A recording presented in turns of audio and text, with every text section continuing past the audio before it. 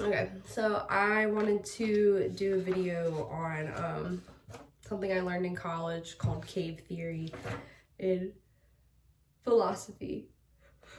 And because my TikTok has just been racking my brain with just like stuff, and then I was thinking of cave theory and how it like totally applies to this scenario.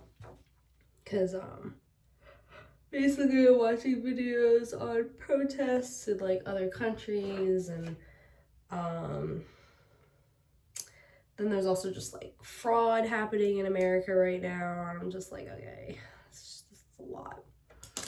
So I was just thinking about the cave theory. I'm like, maybe it's just this, because it's like watching the news. I'm watching the news, so I'm being told stuff, and I'm not actually like physically there to understand what's going on, like the whole thing, because it's just different when you're in a space versus watching it on your phone. Like it's just very different. You're taking in all the elements and everything that's going on and feelings and tensions. It's just different. Okay, I can admit to that.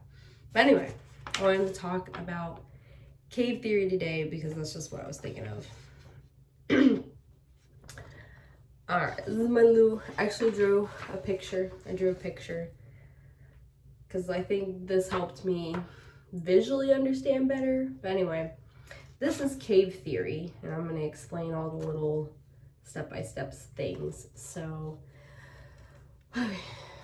first we start inside the cave, because, okay, cave theory, what is it? It's an understanding of how our brains take in information, and it's just a theory, so it's not proven, but this is just stuff that the Greeks and the Romans talked a lot about, and this was before like news and all of that is the way it is today, and this is like kind of what it talks about. Believe it or not, but this is what's taught in college, and this is what you have a choice to think about if this is how you want to view the world. But anyway, I digress. So the cave theory, you start in the cave. There's pictures on the wall that are what people can perceive as real or not real. And then these are the people, or this could be someone's mindset where your mindset is here. Like you only see the pictures on the wall, and that's maybe what you believe and then what you want to see.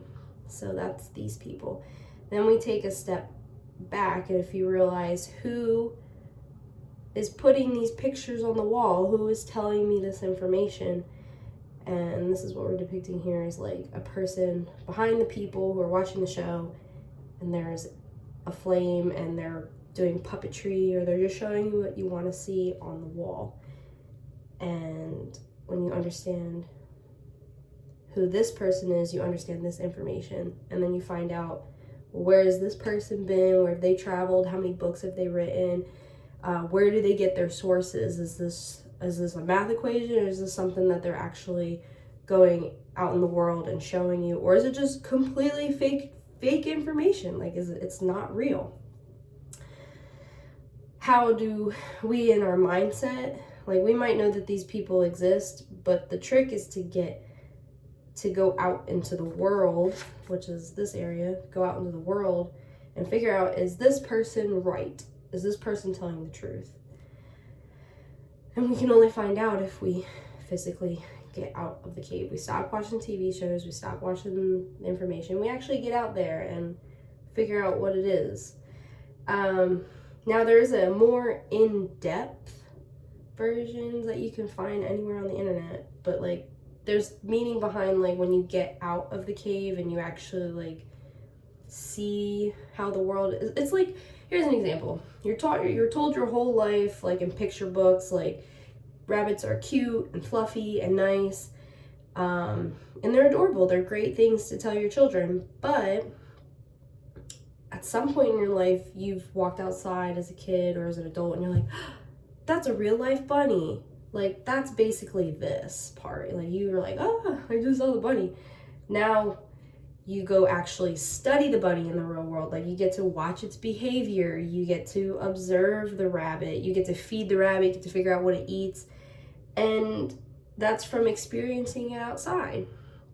Now what you can do is you can come back in, which is what I'm doing right now. I'm this person explaining the whole paper to you, and yeah, like, you gotta read about it. I've read it from multiple sources. I definitely see it every day on like TikTok, Facebook, Instagram, all that.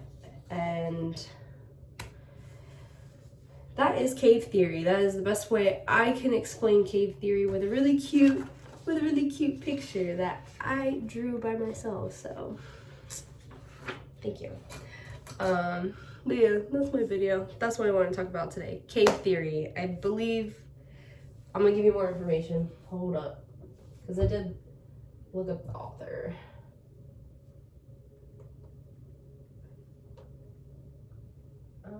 And yes, I'm not going through the internet to look for it. I'm just gonna ask ChatGPT.